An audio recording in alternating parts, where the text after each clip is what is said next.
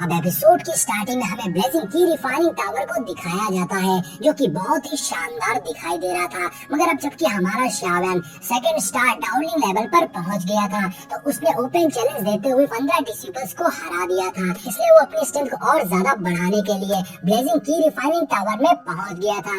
मगर हैरानी की बात ये थी कि शावन सेकंड डाउ की लेवल पे होते हुए भी टावर के 6th फ्लोर पर कल्टीवेशन करने के लिए आ गया था।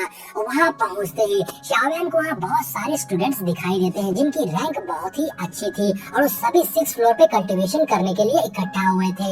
लेकिन उन्हें देख शावन सोचने लगते कि जरूर इन सभी डिसिपल्स की स्ट्रेंथ बहुत ही अच्छी है। लेकिन हमारा शावन भी कम कहाँ था, उसने भी पावर रैंकिंग कंपटीशन में बाईचेंग को हराकर 34th प्लेस को हासिल कर लिया था। लेकिन शावन को वहाँ देखकर वहाँ खड़े डिसिपल्स कुछ खुश नहीं लगते हैं। वो सभी आपस में बात करने लगते हैं, कब से सेकंड स्टार डाउ की लेवल के स्टूडेंट भी 6th फ्लोर पर प्रैक्टिस करने के लिए आने लगे। क्या इनर कोर्टयार्ड के टावर ने अपनी कंडीशंस को कम कर दिया है? अब यहाँ हमें समझ में आता है कि सभी स्टूडेंट पहले से ही शावन के बारे में जानते थे। अब शावन भी वहाँ से गुजरते हुए उनकी खुसुर फुसुर को सुनता है, मगर वो उन्हें इग्नोर कर देता है। तभी पीछे से शावन को लिंगयान की आवाज आती है, जो शावन को देखकर बोलता है, मुझे लगता है कि तुम अपनी कल्टीवेशन और स्ट्रेंथ को बहुत जल्दी बढ़ाना चाहते हो, इसलिए तुम सेकंड स्टार डाउलिंग पे होते हुए भी 6th फ्लोर पे कल्टीवेशन करने के लिए आ गए हो।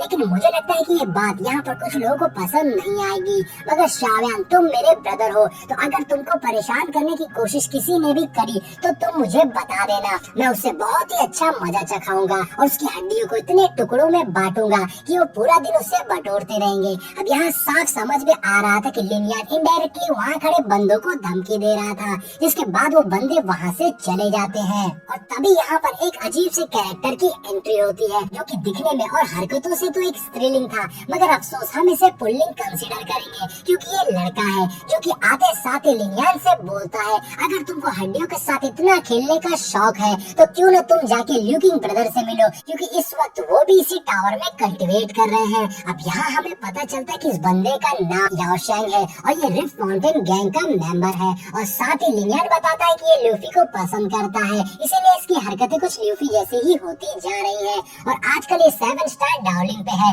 और साथ ही पावर रैंकिंग कंपटीशन में ये 17th प्लेस पे है। अब इन सबसे जाहिर है कि इसकी स्ट्रेंथ बाईचेंग से बहुत ही ज्यादा है। अब याओशेंग यहाँ पर बहुत ही एटीट्यूड में एंट्री करता है, लेकिन उसके आते साथ ही लिनियन उसकी बेइज्जती करते हुए बोलता है, मैं भी सोचा था कितनी देर से मुझे सुअर की महक कहाँ से आ रही थी, लेकिन अब पता चला ये तो तुम हो। अब लिनियन की बातों सुनकर याओशेंग उससे बोलता है, लगता है कि तुम बहुत ज्यादा एरोगेंट हो गए हो, लेकिन कोई बात नहीं, मैं तुम्हारा ये घमंड पावर रैंकिंग कंपटीशन वाले दिन ही तोड़ूंगा, जब मैं तुम्हें बहुत ही बुरी तरीके से हराऊंगा।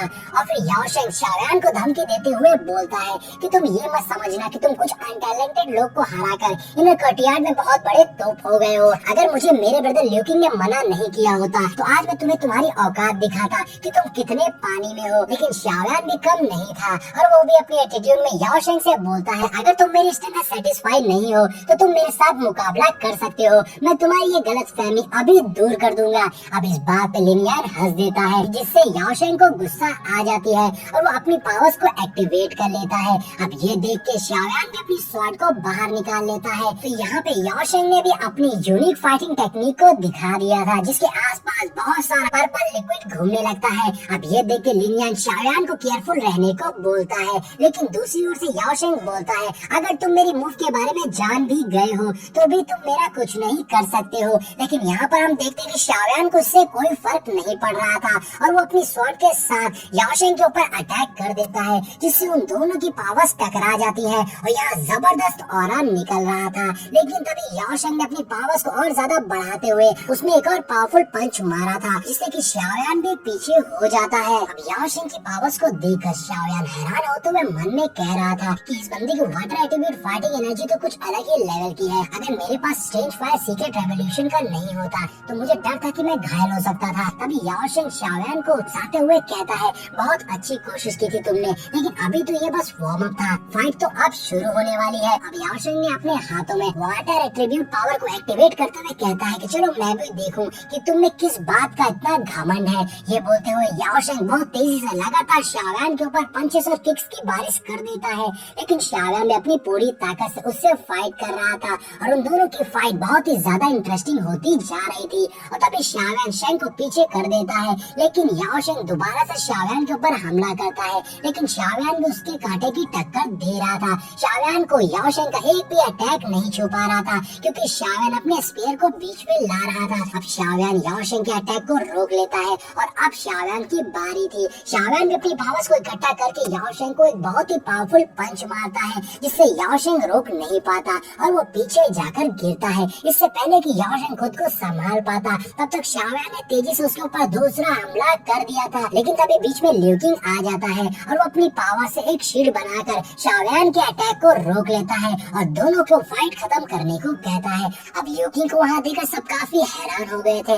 इधर लिu किंग याओशेंग से कहता है कि मैंने तुमसे पहले ही कहा था कि अपनी कल्टीवेशन पर ध्यान दो और कोई भी मसला खड़ा मत करना, हम जो भी होगा कंपटीशन में सॉल्व करेंगे। अब लिu किंग शाओयान को धमकाते हुए कहता है, शाओयान स्ट्रॉन्ग रैंकिंग कंपटीशन में मैं तुम्हारा बेसब्री से इंतजार करूंगा। याद रखना, पंच और किक्स की आंखें नहीं होती है और लाइफ और डेथ ये तो गॉड के हाथ में है। तो देखना ये कि अब हम दोनों के बीच में होता क्या है। अब यहाँ लिu किंग और शाओयान एक दूसरे को बहुत ही गुस्से भरी नजरों से देख रहे थे, लेकिन तभी वहाँ पर जियान आ जाती है, जो बोल रही थी कि शाओयान मेरी प्रोटेक्शन में है, तो किसने उसे टच करने की हिम्मत की है। अब ये सीन देखने में थोड़ा अजीब लग रहा था, क्योंकि जियान छोटी सी बच्ची है, लेकिन फिर भी उसे देखकर लिu किंग और याओशेंग जियान को ग्रीट कर रहे थे, क्योंकि पावर के मामले में जियान सबकी बॉस है। अब जियान शाओयान के पास आकर उससे पूछती है, किसने तुम्हें परेशान किया? मैंने तुमसे पहले ही कहा था कि अगर कोई भी तुम्हें प्रॉब्लम दे तो तुम मुझे बोल देना। अब ये देखकर याओशेंग तो कांपने लग जाता है कि शाओयान को जियान का सपोर्ट है। अगर गलती से याओशेंग से शाओयान थोड़ा सा भी जख्मी हो जाता तो याओशेंग आज माचिस के डिब्बे में हॉस्पिटल जाता। वहीं लिu किंग भी हैरानी से ये सब देख रहा था। अब इधर शाओयान जियान को कहता है, ये छोटा सा मसला है, मैं इसे खुद सॉल्व कर सकता हूँ। जिस पर जियान शाओयान को क्यूट सी वार्निंग देते हुए कहती है, तुम ये मत सोचना कि अगर तुम्हें मेरी मदद की जरूरत नहीं है तो तुम फ्यूचर में मेरे लिए पिल्स बनाना बंद कर दोगे। जिस पर शाओयान मुस्कुराते हुए कहता है, फिक्र मत करो, मैं अपना प्रॉमिस नहीं तोड़ूंगा, तुम्हें तुम्हारी पिल्स मिल जाएंगी। तो जियान शाओयान से कहती है, तुम चाहो तो मैं तुम्हारे लिए इस बंदे को थप्पड़ मार सकती हूँ। अब ये सुनते ही याओशेंग की हालत खराब हो गई थी, लेकिन शाओयान जियान को ऐसा करने से मना कर देता है और इसी के साथ में हमारा ये पार्ट यहीं पर एंड हो जाता है। दोस्तों